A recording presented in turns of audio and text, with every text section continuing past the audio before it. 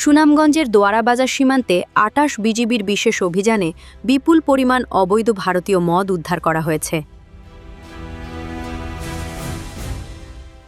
গোপন সংবাদের ভিত্তিতে আজ শনিবার দুপুরে এই অভিযান পরিচালনা করে বর্ডার গার্ড বাংলাদেশ।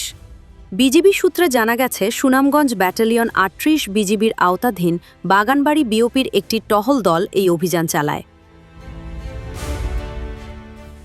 দোয়ারাবাজার উপজেলার ৮ নম্বর বোগলা ইউনিয়নের ভাঙারপাড় নামক এলাকায় সীমান্ত পিলার ১২২৬-এর কাছ দিয়ে মাদক পাচার হচ্ছে এমন সংবাদের ভিত্তিতে পেতে থাকে বিজিবি।